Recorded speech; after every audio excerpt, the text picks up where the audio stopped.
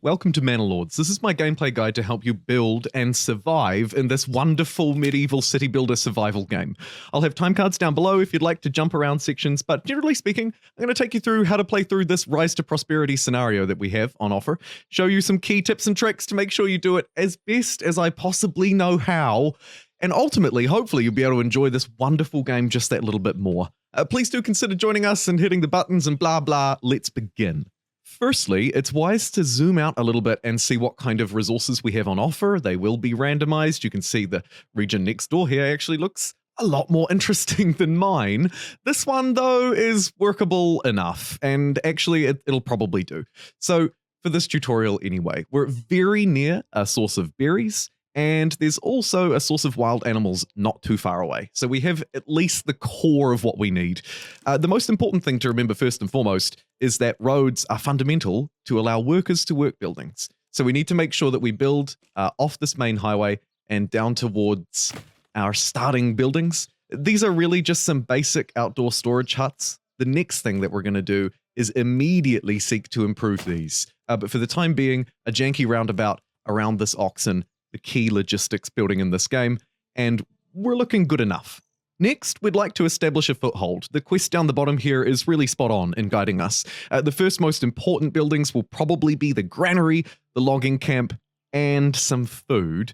Let's start, though, by looking at storage. Here we have granary, stores up to 500 of our food, and we have the storehouse. These are the two key buildings that we'll want to establish near our sources of food and our people, and then we can move through to gathering and actually start to get some logs, fundamental for building, and then the other two key resources that we're looking at, fuel and food, vital to stock up these supplies, especially ahead of winter. So I should probably do a little less talking and a little more gathering. Now, the hunting camp tends to be slightly better than gathering berries. Berries are, of course, only going to net you berries. However, if you establish a hunting camp, not only will you get meat, but you'll also get pelts, and we can use that later on to provide clothing to our populations. Very, very useful that they yield a double resource. So what I'm going to do is stretch a nice looking road out there and also make sure that we've got the berries connected as well. And then we'll find a nice spot to also build some houses, right? Because we're going to want to make sure that we have our population all nice and efficiently clustered in around here. So next up, over this way by the deer camp, I'm going to establish a granary. Neat. There are currently no peasants working on it. Once it's built, we'll be able to assign some jobs. Very important. We're also going to look to build the storehouse near the woods. These ones over here probably look fine. So we'll establish that there too. One thing it's important to take note of is that we start with only 20 timber. So if we don't establish a way to collect timber before we start building vital things like homes for our people to house families and eventually increase development, we're going to be stalled and completely stuck. So we also really want to make sure that we get our logging camp online, and we can even set that as a higher priority if we think we'll need to. For the time being, though, I'm going to squeeze it right next to the storehouse. Maximum efficiency. And then we can use the little fast forward tools down the bottom here to speed through, and I'll be doing that throughout the video. And through the magic of time, we've completed our logging camp. Now we need to make sure that we're assigning workers to different buildings to get them to actually do their job. We don't have a whole load of people to deal with at the moment. We have a total population of 5. That's 5 families. They're still homeless, but what we're going to do is get 2 of them on this logging camp to start producing timber. That's actually so important as a bottleneck that I'm going to put 3 people on it. We also have a couple of other pressing issues. We need to make sure that we get everything out from our initial storage that could go bad as it's exposed to the elements, like these supplies, the tools and the firewood and the bread and whatever. So we need to make sure that we get this stuff cleared out and over into our storage. So we're going to put someone on the storehouse and also someone on the granary. And that will complete us nicely to begin with. And then we just need to ensure that we get our food supply online, and we'll have the basics, at least, for establishing a foothold. We haven't yet needed to house our population. We'll hopefully get the logs required for that. And like I say, the last building is food. The hunting camp tends to be more efficient because, as you can see, it provides meat and those crucial pelts, which we'll need later on. So let's place one of those down. Important to note, there is no construction cost for placing down the hunting camp either, whereas the forager hut requires 2 timber. We need to place it down in order to finish the establishing a foothold quest, so I'm also going to place down a forager's hut And here's a supply of berries. So super efficient for them to be picking them here. A little bit of a walk maybe to get them to storage, but not the end of the world. One thing that it's really important to remember is that if we don't have idle people, we won't be able to build these buildings. So pausing the game, or at least playing at a slower speed and managing your population is really important. I need to free up a little bit of resource from somewhere, but I'd like to keep the logging camp operating at reasonably full capacity. We don't yet need to panic too much about getting stuff into the storehouse necessarily, nor the granary. So maybe I take someone away off the granary. We're not producing a lot of food at the minute, so that job doesn't need to be in high demand. I could also reduce our logging camp by 2 or 1 even, and that will free up 2 people to then get onto constructing, harvesting, and doing all the wonderful things that we need them to do to grow our little colony. We also now have the means to start producing food, and we're going to need to do it. Let's get someone on the hunting camp working full-time, and also someone on the foragers hut working full-time, and that has allowed us to complete the first stage. And now that our village is formed, we're going to move through to ensuring that people have homes and water, so their quality of life is improving, and we can also use their homes to farm and hold livestock and things like that. And then secondly, in this part, we're going to look towards farming and prepping for the next sort of stage of resources: wheat, beer, all of the things that we'll need to really found a proper village rather than what we are at the moment, which is kind of just a resource camp. I'm going to reduce our logging camp capacity down to 1. We're building up a little bit of excess, but we are starting to run a little low on food in particular. Our fuel at the minute isn't so bad, but once we start building some homes, we're going to need to start collecting that. I find it's best to wait until you have extra populations to do that, though. Otherwise, you're just kind of wasting a bit of efficiency, I think. So we'll check in and remove a couple of extra jobs around here. Make sure that we just free up a few people because we're moving into another construction phase. So let's stop chopping logs and doing the storehouse and that kind of thing. We'll keep people on food, and then we'll get building our next things. And this is really important because we're going to start housing people. So we're going to head back down to our build menu, not to mining nor storage, but village life. Here we can plot out essentially an area where the game will then determine where people can live. It'll plot inside of a plot. Let me show you what I mean. The overlay that's really important here is this underground water. That'll be important not necessarily for these homes, but for the well, which is the other part of our Humble Beginnings questline. So I'm going to put them nice and centrally, and this actually is a really nice, fairly well-centered and clustered location to start, to be honest. So what we're going to do is set the boundaries for our homes, and as you can see, the game fills it out, and it fills it out so well. That is fantastic. The little plus sign means that they'll be able to have veggie gardens. We don't have to do that. They're not really that important, but that looks pretty nice to me.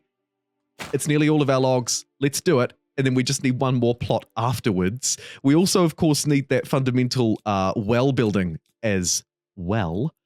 Here it is here. It only costs 1 log. We've got 1 left, and we can attach it to a road and have it above the river right next to people's homes. That is freaking fantastic.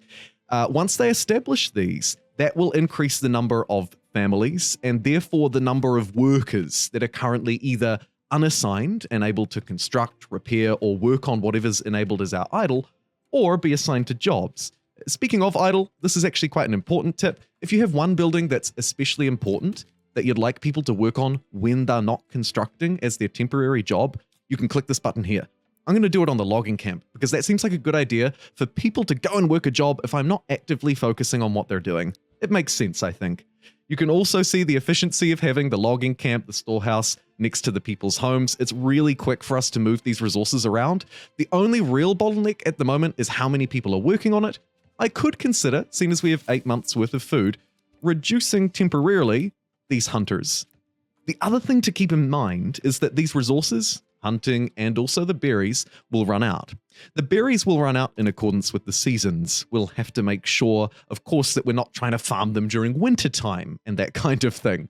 And then over here on the other side, the animals run out when they reduce their population down to a certain level, and we can control that as well. We can set the limits. We can say, hey, don't hunt below 30 of these guys. But actually, that's really high. We can set it down to like probably 22 and be totally fine. Alrighty, so with our construction nearly finished and our well just about done, I note that we are really short on timber, And if I hover over my supplies, you can see we've got a lot of food, actually. We're stocked up for nearly a year with the number of people who are living here at the minute. So we can really tone down the food production. I went a little overboard on that. And then we need to dial up the logging camp production like there's no tomorrow. So quickly throw people onto that. They're going to start chopping down logs as soon as they possibly can. We've got our well underway, and then we'll look to our more advanced resources. And also probably we need at least one more home. So let's grab another plot. And while this might not be the most beautifully designed city, you know what? I think it's going to be okay. Once we have some more wood. Here's looking at you, lumberyard. Okay, so we'll get 2 big plots across the road. That will give us 1 extra house than we need. Of course, the more homes we have, the more people we'll have. But also that will impact the amount of supplies we have.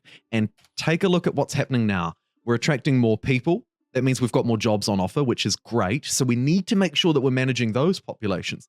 But also, they're going to burn through both our food and our fuel, which means it's finally time for us to probably construct one of the core early game buildings. The very start, it's the woodcutter lodge. The log. I mean, not a bad slip there. Might leave that one in. This one will get firewood, and our people are going to need it if they want to stay warm. That's important for approval rating, and while not necessarily the end of the world, and probably a little less important than, say, food, we'd still like to have that on board. So let's, again, just put this really close to all the rest of this production. If we start to cut through all of the trees, by the way, we can also build a forester hut.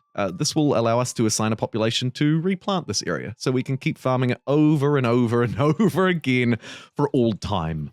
I find that you don't really need to work buildings like the granary unless you need to get things out of storage, so we can make sure that we keep people off that, put people back onto the hunting camp because we're going to need more food. And also checking on these berries. They are a seasonal resource, so if we wanted to farm them, we're going to need to do it quickly. You can see that this person is loading like your iMac, and that's because we don't have enough people in the town to work the number of jobs that I have assigned. So maybe we could dial back the logging camp a little bit. We have at least enough to build a couple of things probably, and get people working on food, and crucially, of course, the woodcutter's lodge. This one, quite important. I can shift the construction priority using these arrows to move it up or down. The higher the number, the greater the priority. Perhaps. As I upped the number, the unit moved over there. It's still slightly unclear to me, actually, if it's better to be higher or lower.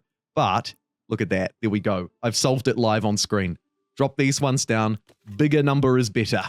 We're cutting it a little bit fine time-wise. You can see the game's now in August, so we're moving through the summer period. We're then going to move through into autumn and then winter. We want to make sure that we have firewood and food ready so that we can survive the winter.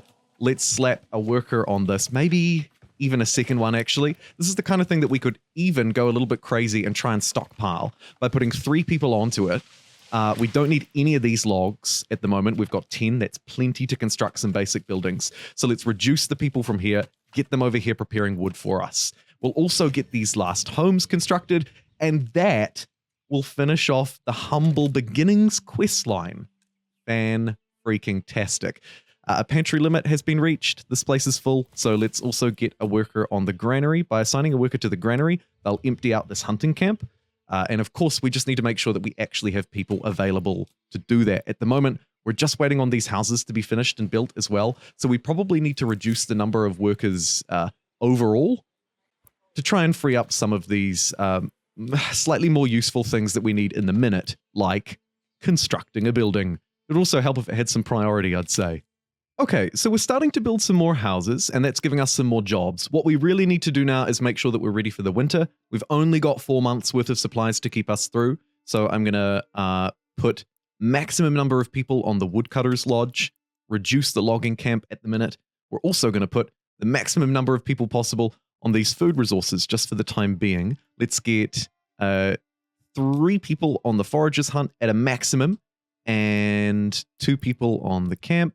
And make sure that we free up any other jobs available. We don't need people working on logistics necessarily right now. We have more important things like preparing for winter because winter is coming. As we move through into autumn, this is a reasonable time to start building the market area. and the stalls that go within it, clothing, firewood, and food. Now, this is used to supply us domestically a little bit to distribute resources. So we can establish a little market area. When I say little, I mean absolutely ginormous. And then so long as it has a road connection, make sure that we have all of these stands within it. Now, the food one, maybe, you know, if I want to maybe min-max it a little bit better, I might try and plan ahead a bit, put the food one next to our food supplies, like that camp up there, connecting to the granary, firewood. We're about as close as we can get down here, so that's probably fine. And then lastly, a clothing stand. We're not producing a lot of that at the minute, but when we get our next resources set up, we will be able to. Okay, our storage limits are being reached a little bit in some of our hunting camps, so what we can temporarily do is assign some workers off them and onto the granary. And then by just sort of fast forwarding a little bit here, you'll see that these people will shift across, start the different job, transport the goods from the food production into the food storage, and then we'll be able to swap them back. It's pretty easy to do. It does require a little bit of min-maxing, but honestly, it's not that difficult. We'll be fine. I'm doing the same thing with the wood over here at the moment, from the woodcutter's lodge to the storehouse. Okay, we're doing pretty good. We've got 14 months worth of fuel, but only 5 months worth of food. That suggests to me I can cut production from the woodcutter's lodge completely. Our berry seasonal resources are nearly out. Here's looking at you, hunting camp. We're all looking at you. The other way to get food, of course, will be to farm for it ourselves. And winter is coming. And generally, of course, this is not a great time for harvesting crops, but it is actually a reasonable time to start to prepare for the next season. So what we want to do is navigate to the farming tab and produce a farm. Now, the key overlays to watch while we're planning out our farming are over on the right-hand side of the screen. You can see the different fertilities for the different crop types. Now, real simple, quick and dirty explanation. Emmer is for wheat. Obviously, green is better.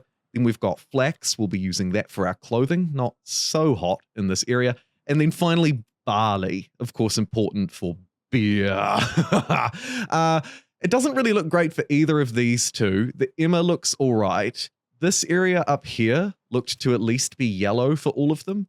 And that is probably going to be the best spot to start farming. So what we can do then is establish a little bit of infrastructure in here and get a farm built. It should be pretty easy. It is fairly close to the rest of the place, like I say. So if we can squeeze a road out the back, like so, and then it probably wants to come over something like that, and then connect back in that way. Brilliant. A nice square medieval block.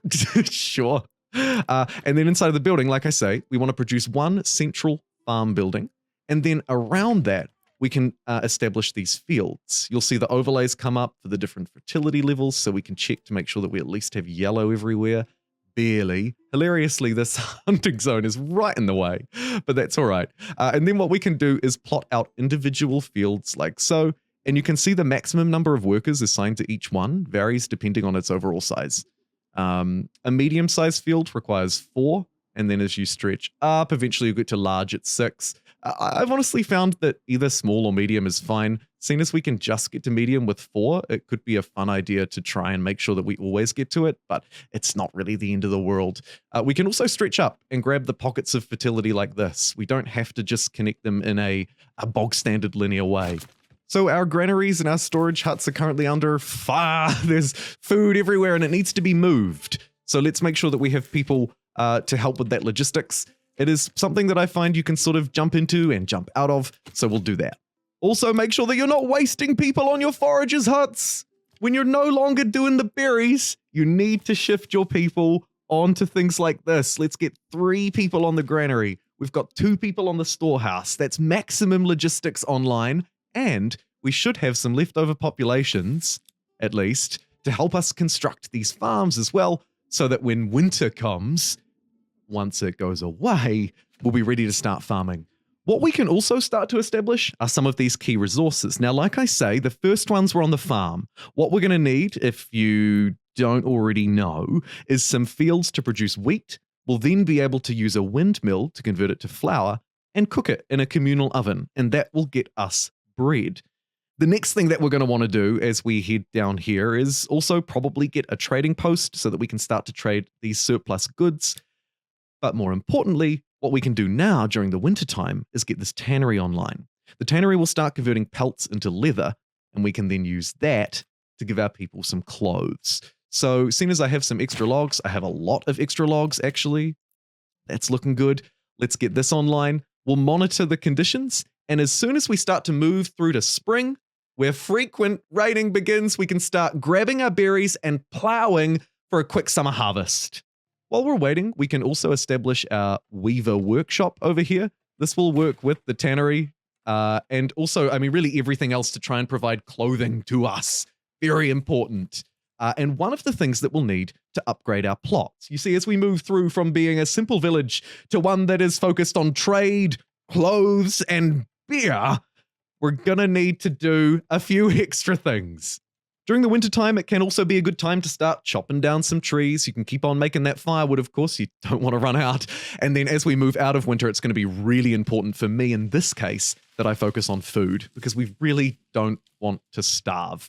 Thankfully, we have enough supplies to get us through. We're in January now, so let's just make sure that we're working on wood, chopping down the logs, converting it into firewood, just slowly keeping that up while we wait. And then as soon as we smash through into summertime, we're farming. We're converting wheat to bread and also barley to beer, and then we'll be set and away. Alrighty, it's the summertime, and that means we need to focus on our farms a little bit. This is the final part to ensure that we can get our clothes and our beer and our trade online. These are maybe slightly more complicated than the rest, but actually not too hard. The first thing we want to do is make sure that we're producing one of each of our key crops, okay? So we need emmer, flax, and barley. You can see the fertility levels on each field. Generally speaking, some of them are just going to be garbage because of the nature of this place, but you can see Emma's at 69, 73, 75. All right, so we'll do that there. And then we've got 50 and 56 and 48 and 47. So we'll do flax at 48. That's not great. And then here we'll do barley at 56. And so now we have all of these fields ready. Now, in order to work them, we need to assign workers to the farm. Currently, we have all of our jobs full. Not great. I'm going to set this to high priority. That's going to assign 6 people. Actually, that looks fine to me. Total field workers of 0 out of 16. And let's free up some jobs. So I think we get everybody off the granary because food production is super important to me at the moment. We only have 3 months worth of supplies. So let's not focus on logistics. Let's reduce our logistical jobs and increase our berries and also our farmers.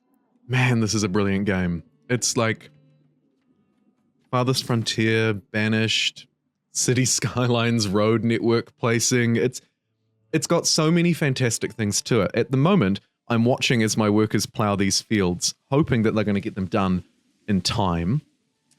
This one is actually a little bit big. I don't know why I made this barley field so absolutely ginormous, but the plowing looks to be going okay. Then we've got sowing, growth, and harvest. And whew, go you.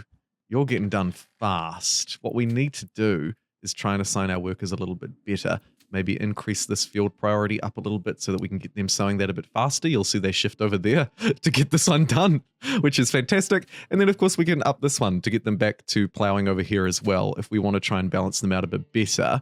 This one is being sown. This is really important, actually. This is going to, Emma, this is our wheat, right? So we really need to get that sown. And now that that's done, they're going to go back here and finish this for me. Thank you, you wonderful farmers. Now, what's important here is once all of these have been sown, we don't really need to wait around here too much until we're ready to harvest. And we can see the number of days until each of these crops will be ready to harvest. So, looks like we've got about 120 days once these guys have finished to send them elsewhere. Perfect timing, you might say, to gather more food and fuel. One of the key things you always want to be aware of is balancing out the number of people you have against how much food you're eating. You know, you want to get a nice pace of growth going. You don't want to go too hard, too fast, building too many houses. That's the really important thing. We can also, of course, start to look to upgrade these. And this is kind of the why. Why are we getting trade and clothes and beer? Well, it's to meet these requirements. We need to have 2 types of food available. Easy nail that with the meat and the berries alone. Clothing, a little bit more difficult. So we're going to have to get our marketplace online, easy, but then also our production of these online using our buildings we built earlier, like the Weaver's Workshop. Heyo, let's get people on that now. There are a couple of things I want to build first, though, just to get our final ducks in a row. Firstly, we're going to want a livestock trading post. This will allow us to bring sheep in when possible. The other key thing, this one really important, will be our trading post. This is an absolutely ginormous building, and it will allow us to sell off our extra resources. Some things are really valuable, others not so much. It's perhaps a lower priority than some other things, though, so we could put that on hold. Maybe we might want to look to just secure the final parts of our industry first. So once these farms have farmed their glorious wheat and all that kind of thing, we then need to convert it. So we're going to also need, alongside our tannery and weaver workshops, a malt house to convert barley to malt, and then a brewery to convert it into ale. That will be, of course, one of the key conditions to get our plots up to level 2. The other ones we'll need are the beautiful combo of a windmill and the communal oven. Now, the windmill works slightly differently to other buildings in the game in that you can see it has a little wind efficiency thing below it here. There's no overlay just yet, but as we move around, we can see the different levels of efficiency. Obviously, we want to shoot for something like a 96. Here's a 97. Woo! If only I'd planned this area slightly better. Anything really will do above sort of 80%, I've found. Here's a 92. Putting it near our food supplies and our wheat farms would be great for some extra efficiency in terms of not having to wait so long for people to cart the materials around. And then once we've placed that, we'll place down the communal oven right next door. A quick and easy build that requires no setup, unlike the tavern, is the church. The church, you literally just need 8 logs. It's a great building to build during the winter. I would also note it doesn't really do much, so there's no need to place it anywhere particularly close or special. It's going to be a semi-rural church for us here, out next to the eventual iron mines, which of course work like any other resource. You place down the mining pit, connect it to a road, store it, and then you can convert it using your industry into tools and iron slabs, useful for future developments down the line and for trade. In the full version of the game, every time we level up and complete a quest, we'll be able to grab these development points, which will unlock different things. Essentially greater efficiencies for our city. Very cool to see. And as I turn my attention back over here, just as we start to run out of food, so it's fantastic timing, the farm is ready. Nearly 1 week to go. That means that we're going to get our last of these buildings up and online, and there they are, the oven and the windmill. Again, a reminder that we'll put wheat in the oven and windmill and use this to get that bread. Now what we need to do is bring our workers back. So 1, 2, 3, 4, 5, 6, I think was how many we had last time. I'll put 7 on just for good measure. And then what we'll do is, of course, basically just shut down almost everything else. We'll keep someone on the granary for food storage so that we don't get too full. We'll want to turn the bread maker on once we get the field's harvest. I would highly recommend you do one at a time. Likewise with the malt house to get your beer online. A reminder, of course, that we're just trying to reach all of these requirements. We can also use our market stands to better distribute things around, such as clothing and food. And then with our trading post, we'll be able to enact trade with other people, and that will allow us to get access to other resources that we don't yet have. And boom! The workers are on. They've all been assigned, which is fantastic to see. And now, in but a few days, they'll be able to start harvesting these resources. You can see our crop growth is nearly done. Our yield is looking pretty good, right? 126 barley, that's okay. Here we are getting ready to, in fact, harvest our wheat. And from there, we are basically done. We've connected all of the fundamental resources that we need. We've got houses, and as soon as we turn online our windmills and our ovens to convert these raw goods into the hard assets that we need, we're sorted. We will have completed the comforts and conveniences required to build the brewery. The church is obviously very easy, and we can start trading to make money to pay these royal taxes, among other things. Alrighty, with crops harvested, we can look to next year. We can also establish an automatic crop rotation, which is really nice, so we can get it to just rotate through each one to ensure efficiency. We should make sure that we do that just in case we forget. Pop it through onto also maybe some things that we were short on last year. Not a bad idea. We'll also now turn, of course, to some of our other buildings, because take a look at this. We've got a whole load of crops ready to be processed. That means that things like the windmill, as I say, will start to come online. We'll also need the communal oven online and all of these other buildings to get our core resources ready for trade and consumption. And the final piece of the puzzle is the trading post. Here's one I've slightly handily prepared earlier. Now that we've got our crops harvested and our bread ready to go, we've got our town running smoothly, reasonably balanced out for food, although we will need to start expanding that, we can jump into the trading post. Here we can establish trade for goods that we might be missing by attaching traders, traveling traders, and then simply filtering by the good. This is very powerful and will basically unlock any shortfalls that you might have come across, and also fill in any blanks that your region just might not have. Mine was kind of low on food. We can filter by different resources. Very handy. We might look to, say, bring in some cloth for our people, right? We're probably going to be maybe a little short of that. So currently we're not trading. We can filter here to import, export if we're making a lot of it, or fully trade it. In the case of cloth, I'm looking to import only, and then I can set my limit here as well, my target. So let's say we want to trade for a maximum number of 20 cloth, and it's 4 each. Okay, that's all right. Well, to balance that out, we'll take a look at the resources that we have a lot of. Maybe we've come out with a lot of wheat or barley, which we sort of have. In this case, it's not selling for as much, but what we could do is, say, establish an export-only trade route for barley, lower our target a bit. So let's set our threshold. I think we can shift-click that down in tens. Yeah, we can. So we could set our target at 100. So I want to make sure that I have 100 before I start trading it. And that will give us, what, 34 times 2, 74. And so we can kind of balance out our trade that way. And that, my friends, is the fundamentals of getting everything that you need online in the City Builder survival version of Manor Lords to build a wonderful place. Do let me know if you found this guide helpful. I kind of like to make this kind of content for strategy games, simulation games, 4X historical strategies in particular, but I am a big fan of this kind of thing. And I have to say that Manor Lords, even in just this brief demo version, has really impressed me. This one's shot near the top of my wish list, and I'll be looking to cover it more as the game releases. Thanks so much for watching. I'll see you next time.